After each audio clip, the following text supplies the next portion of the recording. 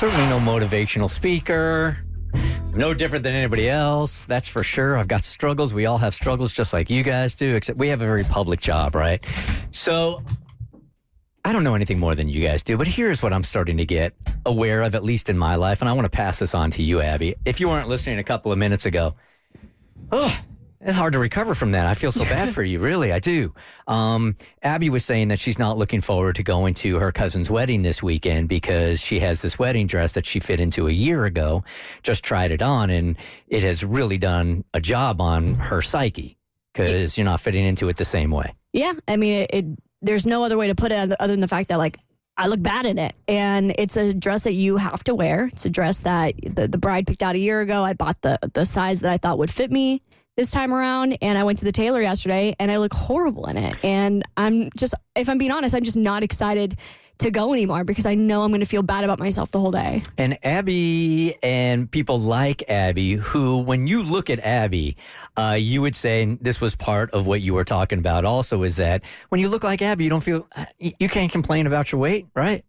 You don't feel like you're allowed to, right. Even though my weight feels out of my hands. I think that's what really the root of what's bothering me is something that, as somebody who's very active and likes to eat healthy, I've always felt like I can manage my weight if I want to. And now it just feels like no matter how hard I try, no matter how much I work out, or no matter how many salads I eat, I just wake up the next day feeling and looking quote unquote worse, if you will.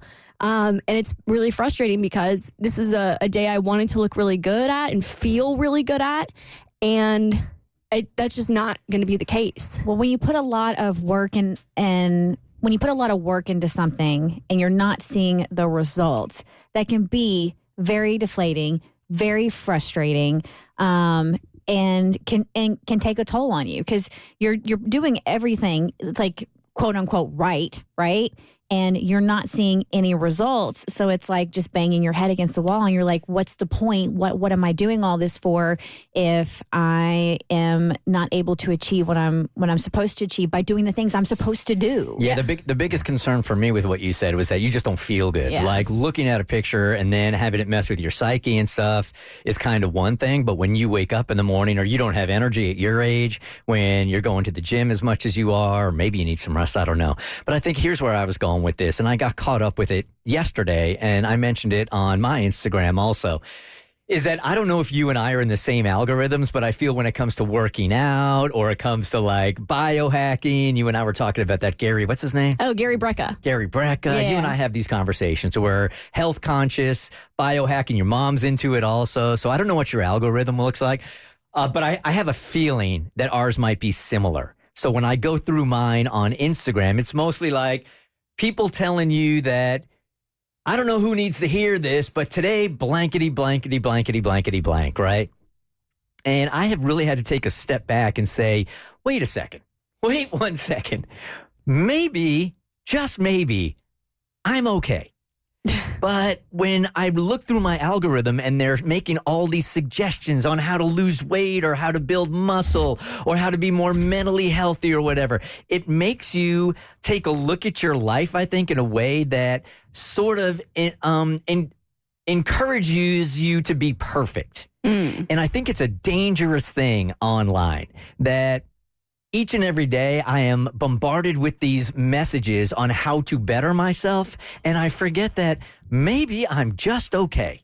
Yeah. I mean, for me, social media doesn't have that specific effect on me. I think what it points out in me is that I fall into a category that a lot of people do, is you start to prioritize things that aren't the right things. Like for me, I remember when I went to my cousin's bridal shower, we took a beautiful photo together, and I'm like, I want to share this with the world. Like I'm so excited to be her maid of honor, but I was like, I don't like the way I look in this photo, so I'm not going to post it. But for me, like, there's a slew of information you're going to get on social media, but it's on you. I think we demonize social media too much. Like, it's so bad for you and we're not supposed to see this many people. And I get that. But at the end of the day, it's the world that we live in. And I don't think we can complain about that. I just think we have to armor ourselves to live in the reality that we're in and know that you can't be perfect, and you can get all the information in the world, and you can see all the people out there and compare yourself to them. But at the end of the day, I think it's on you to prepare yourself to see that if you're going to be on social media. I want to say this about that, because you and I do not agree on this. I think social media, if it's not handled right, could be is mostly harmful. But you also have to remember, you don't have to be on it. Exactly. I mean, maybe for our jobs, we probably do, actually, so we have to deal with it. But a lot of people don't have to be on it. I've met these freaks that don't have any social media at all. No Facebook, no Instagram, no Snapchat. Totally, completely away from it.